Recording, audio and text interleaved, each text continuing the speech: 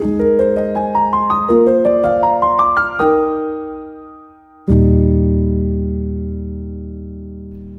Bapak Ibu Saudara yang dikasihi Tuhan Yesus Kristus. Apa kabar Anda hari ini? Dimanapun Anda berada, saya berharap Anda selalu dalam keadaan yang baik.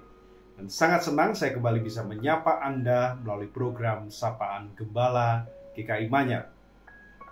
Saudara yang dikasihi Tuhan, ada sebuah kisah tentang seorang ayah dan anaknya yang sedang beranjak remaja. Sang ayah ini selalu ingin mendekatkan diri kepada anaknya tersebut. Tetapi masalahnya, caranya yang seringkali tidak nyambung. Ketika anaknya bercerita tentang musik kegemarannya, ketika anaknya bercerita tentang musik K-pop, katakanlah demikian, sang ayah malah menanggapinya dengan mengatakan bahwa musik rock lawas zaman ayah dulu, zaman papa dulu tahun 80-an, tahun 90-an itu jauh lebih enak dibandingkan dengan musik K-pop yang kamu dengar itu. Alhasil saudara, sang anak merasa tidak didengar. Anak ini merasa tidak dimengerti oleh ayahnya. Tetapi satu hari, sang ayah rupanya mulai berpikir. Dia mulai mencoba mendengar dengan sungguh-sungguh lagu-lagu K-pop yang disukai oleh anaknya ini. Sang ayah ini bahkan mulai menanyakan apa arti syairnya, apa arti liriknya. Dia mencoba untuk mulai memahami kenapa sang anak ini sangat menyukai lagu tersebut. Sang anak pun kaget. Dia berkata dalam hatinya, "Papa ternyata juga mau mengerti dunia saya ya."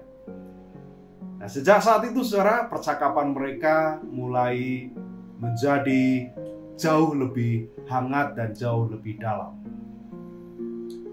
Saudara yang dikasihi Tuhan, kisah sederhana ini menolong kita memahami apa yang menjadi semangat Rasul Paulus di dalam 1 Korintus pasal 9 ayat 19 sampai 23. Bacaan leksionari kita hari ini. Di sana Paulus mengatakan, "Sekalipun aku bebas terhadap semua orang, aku menjadikan diriku hamba dari semua orang, supaya aku boleh memenangkan sebanyak mungkin orang."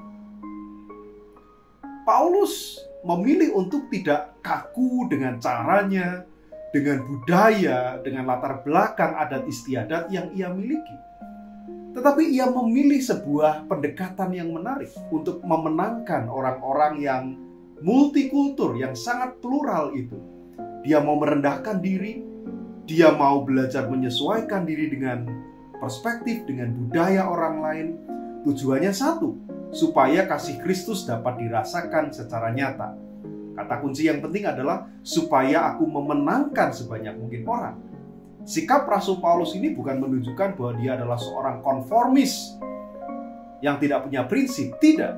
Tetapi dia merendahkan dirinya supaya ia memenangkan sebanyak mungkin orang demi Kristus. Saudara, mari coba kita pakai pendekatan ini di dalam kehidupan kita sehari-hari. Kita mulai dari lingkup keluarga kita. Kita mulai dari komunitas gereja kita. Kalau kita lihat, saudara, gereja kita adalah rumah bersama yang dihuni oleh berbagai generasi. Ada anak-anak, ada remaja, ada orang dewasa, sampai lanjut usia. Masing-masing generasi punya karakteristik yang berbeda-beda. Masing-masing dibesarkan dalam tradisi, dalam budaya, di dalam kultur yang berbeda-beda. Cara berpikir yang berbeda, kebiasaan-kebiasaan yang berbeda. Anak-anak muda lebih dekat dengan teknologi, media sosial, dengan bahasa-bahasa yang lebih gaul. Generasi yang lebih tua mungkin lebih nyaman dengan tradisi dan cara-cara yang sudah lama dijalani secara turun-temurun. Dan kalau kita menyadari sebetulnya kadang perbedaan inilah yang menimbulkan jarak, bahkan kesalahpahaman. Itulah yang menyebabkan gereja sebagai satu tubuh Kristus di tengah perbedaan yang ada tidak pernah benar-benar bisa menjadi satu. Tetapi secara firman Tuhan mengingatkan kita, jangan pernah menunggu generasi lain yang harus menyesuaikan diri dengan kita. Jangan tunggu generasi lain yang menyesuaikan diri dengan saya. Justru sebaliknya, kita dipanggil untuk belajar masuk ke dunia mereka. Kita dipanggil untuk selalu berusaha melihat dari sudut pandang orang lain yang berbeda dengan kita. Orang tua bisa mencoba memahami bahasa dan minat anak-anak muda.